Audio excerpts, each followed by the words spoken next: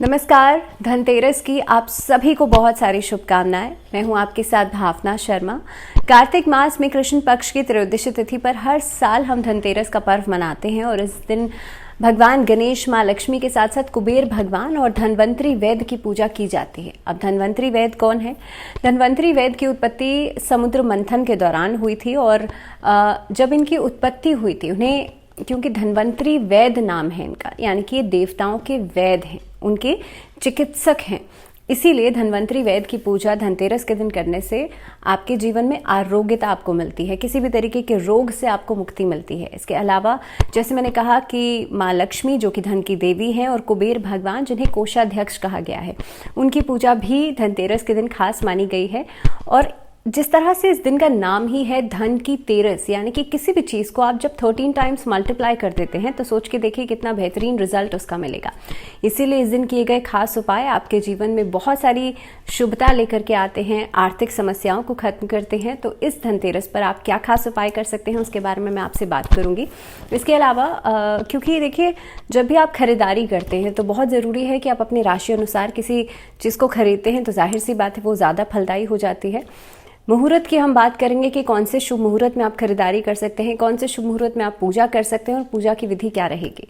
तो देखिए सबसे पहली चीज़ तो जो तिथि रहने वाली है जो त्रयोदशी तिथि रहेगी वो 10 नवंबर से शुरू हो जाएगी और 10 नवंबर से 12:35 से लेकर के 11 नवंबर 1:47 तक त्रयोदशी तिथि रहने वाली है। लेकिन जब धनतेरस की पूजा की हम बात करते हैं तो प्रदोष काल का महत्व बढ़ जाता है। अब प्रदोष काल जो है वो पड़ रहा है 10 तारीख की शाम को, क्योंकि शाम का समय जो होता है संध्या काल से 1.5 घंटा पहले और 1.5 घंटे बाद का समय, इस समय को प्रदोष काल कहा जाता है। अब ये जो समय पड़ रहा है वो 10 नवंबर को पड़ रहा है, इसीलिए 10 तारीख सही मानी जाएगी धनतेरस के पर्व को मनाए जाने के लिए। अब पूजा के समय की हम बात कर लेते हैं। तो देखिए वृषभ काल या वृषभ लग्न जो होता है वो बहुत ही सही माना जाता है, क्योंकि वो स्थिर अवस्था होती है। तो इसीलिए इस समय पर आप पूजा ज़रूर करें। इस दिन आपको करना क्या है, आपको 5:47 से लेकर के 7:47 ये जो समय रहेगा ये पूजा का शुभ समय रहेगा, शुभ मुहूर्त रहेगा।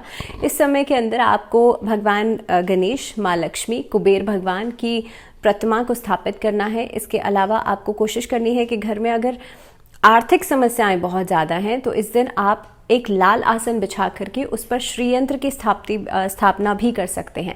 साथ ही में श्रीयंत्र की स्थापना करने के बाद आप वहां पर बैठ करके गाय के घी का दीपक जलाएं और श्री सूक्त जी का पाठ जरूर करें।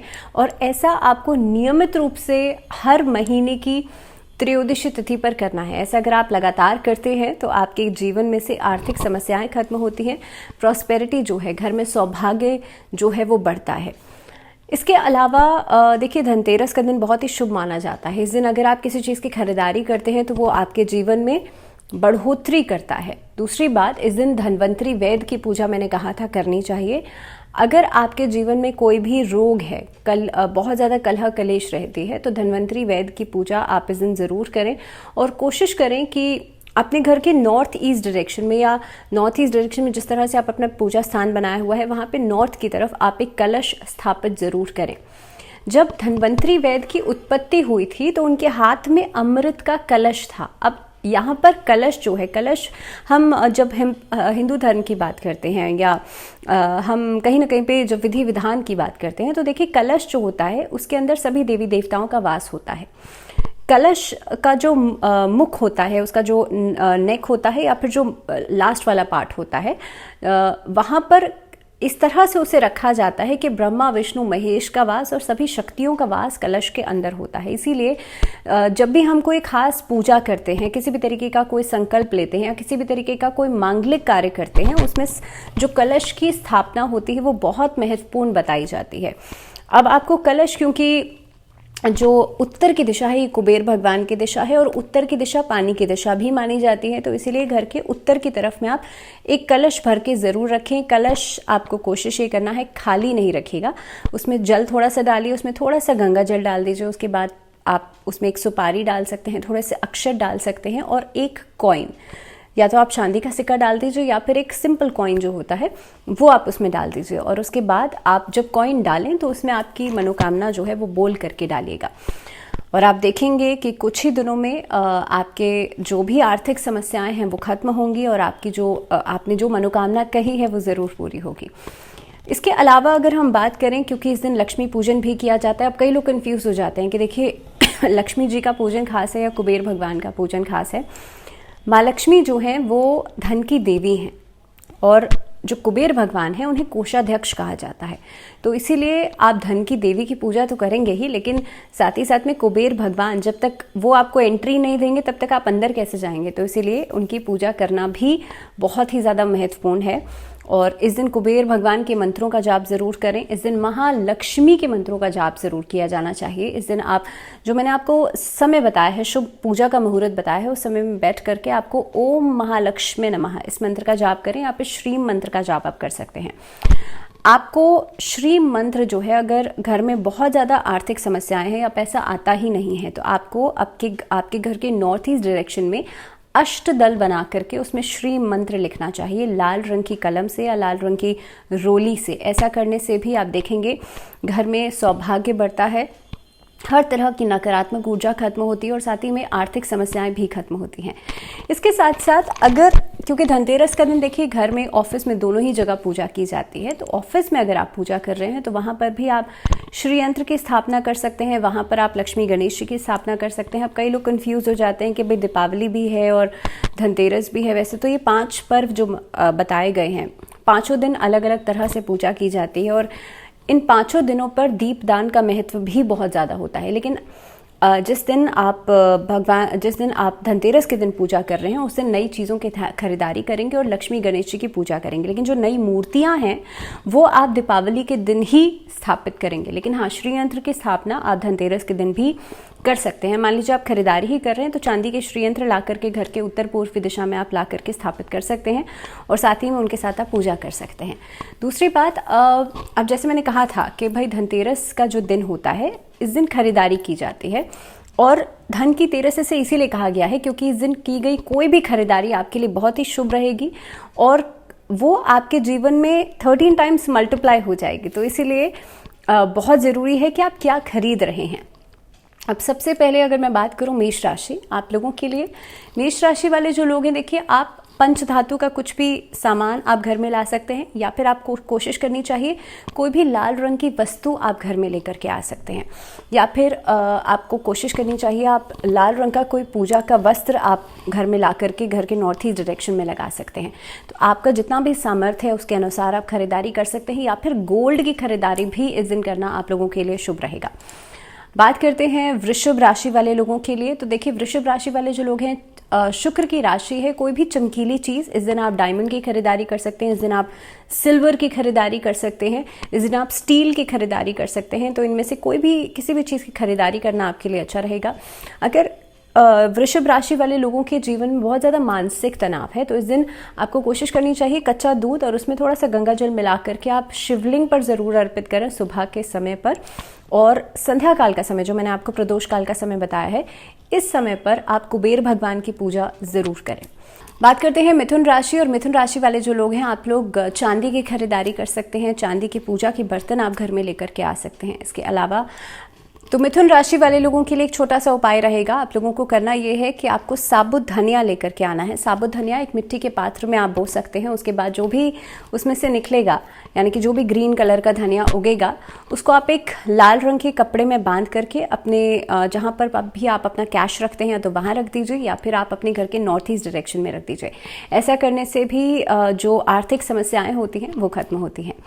बात करते हैं कर्क राशि। कर्क राशि वाले लोगों के लिए देखिए चांदी की खरीदारी करना बहुत ही शुभ माना जाता है, लेकिन अगर आप चांदी नहीं अफोर्ड कर सकते तो आप स्टील की या स्टील के किसी पात्र को खरीद सकते हैं। लेकिन कोशिश करें इस दिन संध्या काल के समय या प्रदोष काल के समय खीर पंचमेवे की बना करके उसी पात्र के अंदर आप माँ लक्ष्मी को भोग जरूर लगाएं।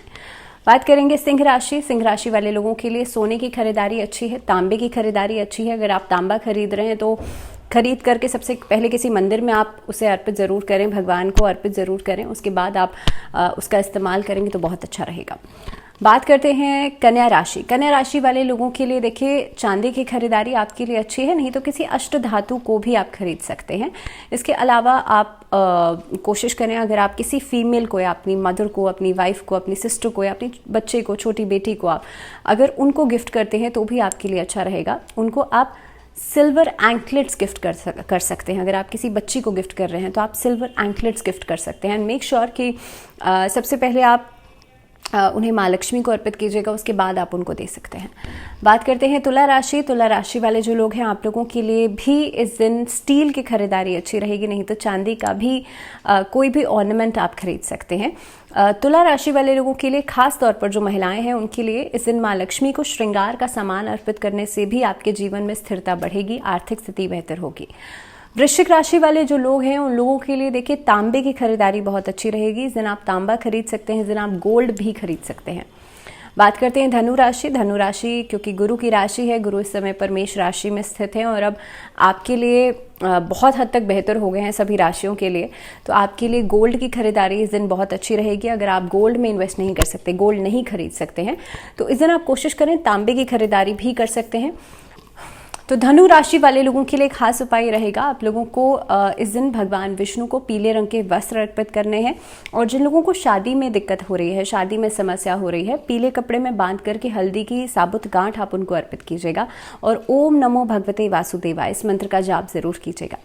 बात करते हैं मकर राशि। मकर राशि वाले जो लोग हैं, आप लोग अष्ट धातु की कोई भी चीज़ लेकर के आ सकते हैं और उसको पूजा में इस्तेमाल कीजिएगा, सबसे पहले उस पात्र को, उस बर्तन को। इसके अलावा आप लोगों के लिए ज़रूरी है, जिनका कुंडली के अंदर चंद्रमा बहुत अच्छा नहीं है, उनके लिए स्टील की या चांदी की खरीदारी करना भी अच्छा रहेगा।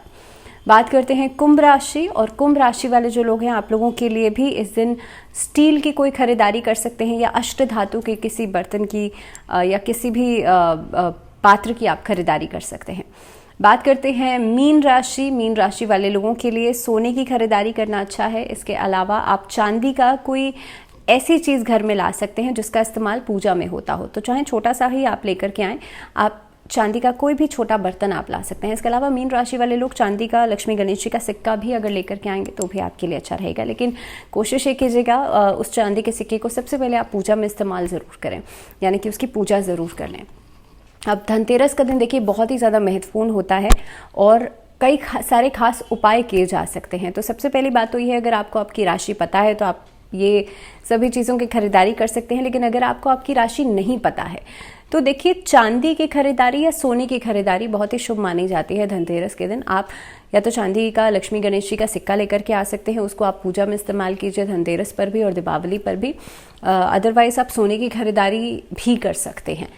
अब अगर मैं खास उपायों की बात करूं तो इस दिन लक्ष्मी चालीसा का पाठ करना प्रदोष काल, जो मैंने आपको मुहूर्त बताया है उस समय पर, ये आपके लिए बहुत ही ज़्यादा फलदायी रहता है और कहीं ना कहीं पे आपके जीवन में से आर्थिक समस्याओं को खत्म करता है।